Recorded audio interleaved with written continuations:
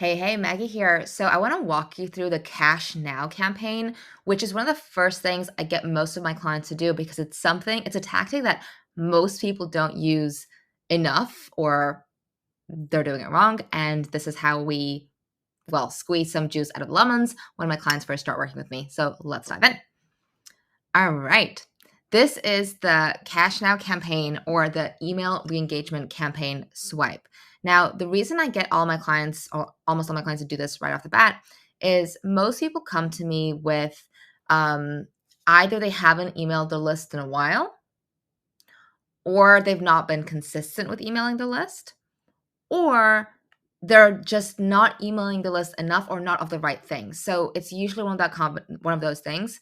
And you can see it by, well, if I ask them, how big is your email list? How often do you email them? They say, oh, it's haven't emailed in a while, or I've stopped kind of emailing regularly because I don't get anything out of it. So here's a couple things that we do with them. Firstly, if they haven't emailed in a while, we do this first email, which is the reintroduction. All right. All of this is basically fill in the blanks. And the whole goal of this email is to kind of reintroduce yourself and to tell them that something cool is coming. All right. There's some kind of resource that they're going to get from you. Now, this is really important because with email marketing now, you really want people to do one of two things. Either one, click a link, or two, reply to the email. Both of these actions tell your email provider and Gmail and Yahoo and all those places that this is something that they want to be engaged with, and basically it's a good email. So we want to do more of those things.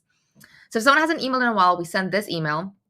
If they have, we can still use this. We just take out this part, just like, hey, I have something cool coming for you tomorrow. Keep an eye out. The next email is sending the resource. It's like you can see these are very, very simple things. It's basically, here's some benefits about this resource. Here's the link. And next time I'm sending you more things, that's going to help you X and Y. All right. So this can be very straightforward, very simple. Next email, we get a click. This is one of my favorite emails to send because you can really quickly give an overview of how you can help someone. And this helps basically attract and repel the right people on your list. So I normally kind of send link to like maybe 3, maybe 5 pieces of content here, YouTube videos, blog posts, podcast episodes, resources, whatever, really whatever you're looking for, whatever you have access to that you can kind of send out. I don't recommend creating something new here. I don't recommend creating something new here either. Just send something useful. Honestly, like this resource I'm showing you guys now is a really, really, really useful resource. And as you can see, it's a Google document, right? Using emails that I've sent out myself. So I didn't have to create anything new for this. I'm using something that exists. Okay. So this is a really good email to send. I actually really like the subject line as well. My best stuff inside. Done. Linked to a few things. And here I'm asking them to reply. Like, if it was useful, tell me. The next email, this is a really, really good email to send out, even like as a standalone. It doesn't have to be in a campaign. But the goal really is you want them to reply. Quick question. Now, I send this email either when I'm as part of this Cash Now campaign where I'm trying to get someone to do something or I'm helping clients to take an action. If we're doing that, we want this to be really focused on the goal of working with you, right? The goal of buying your services.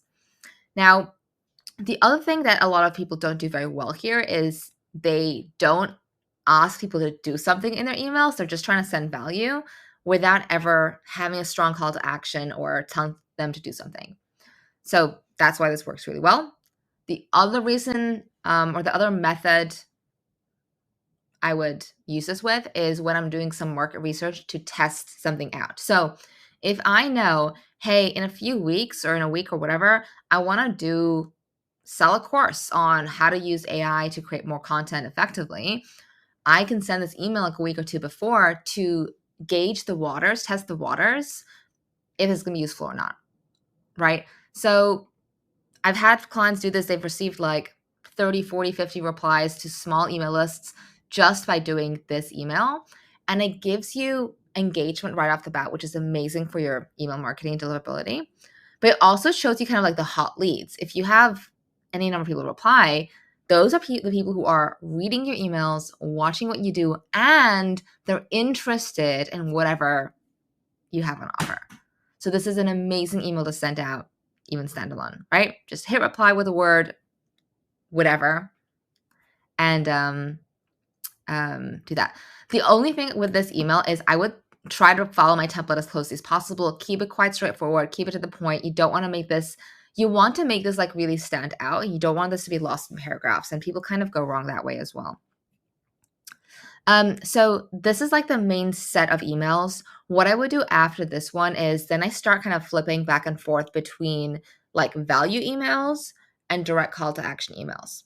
When I say value emails, it can be a mix of like actual education tips, stories, client case studies or social proof, and direct calls to action. Now, I said at the beginning, there's another reason that people don't get enough out of email marketing, and it's because they don't ask often enough or clearly enough. They just go, here's a cool tip. Have a great day. So we actually want to start doing, once we kind of do this campaign, we now want to add on to this campaign and kind of just do a bit of a flywheel here. So if we just did an ask, hey, reply to this email, cool. You've told me, yes, I want to, I don't know, build my lead generation on autopilot with AI system or whatever. Then I want to start switching between value emails and direct calls to action. So I have this library for my clients here with email templates. So one email I would probably put after this is maybe like a problemware email, like this might be a good one. Target market, stop doing something. So this could be like, coaches, stop, hiring before you do this. All right. So they always get this, like, this is the actual email I sent to my list that converted really well. They have an analysis. Then they also have a template, right? So if we're selling, let's say I'll take my client as an example. He is a trademark lawyer with an agency. One of the biggest mistakes I see when people are trying to improve their intellectual property is not filing trademarks the right way, right? Or not protecting their intellectual property. This often results in lawsuits and expensive rebranding. To avoid this, I recommend 1, 2, 3. So this is like quite a direct email of like, here's the thing that you shouldn't do, all right? Feel free to steal this, by the way, like target market, stop action, and this template, super useful. If you want this, or if you want my cash cow template, then just comment below this video and I will send this over to you, okay? Now, so we have a value email that's also quite focused on here's how we can help. Then I like having a direct call to action email. Like, this is what a good one, your best month ever. And the way I've kind of done this is I've made this quite personal. Like, here's the order. Is this a thing that you want to do? Like in this case, since this is what I do, how are you currently attracting high quality leads to your audience? Okay. Then what you want to do basically is put in this structure. Like, here's how we can make September or October the most successful month yet. And then you start listing the things you feel like they should be doing or the things that you would do with them inside your program and your services, and put that into an offer, put that into an email, right? Want more? Here I had a call to action about free training, but what I would suggest you actually do is like, want more? Schedule your free, sales call, clarity call, strategy session, game plan call. That's mine. Pretty much all my emails are schedule your free game plan call. Because at the end of the day, if someone's like watching my stuff or reading my emails or you're watching this video now, I want you to use the information, but I want you then go, actually, I want Maggie to do this stuff for me, which means you have to talk to me and my team, which means you have to book a game plan call so we get to know you, figure out how we can help you, show you how we can help you, the bottlenecks that you currently have in front of you that we can help you fix, and you can make a decision from there. And I talk too fast when I get excited. So there you go. So this is pretty much the cash now campaign. We have that re-engagement campaign first. Then we start adding in that flywheel, which is like value, call to action, value, call to action. Sometimes I like doing value, story, call to action, value, story, call to action, and kind of 3-4 emails a week in that sense. But this normally is quite a nice push to get people onto those sales calls with you, as well as warming up that list first. So hope that helped. Like I said, if you want this swipe document, then let me know below and go and click the button and schedule your own game plan call so I can see how we can help you smash some of those bottlenecks and move forward. All right, see you. Bye.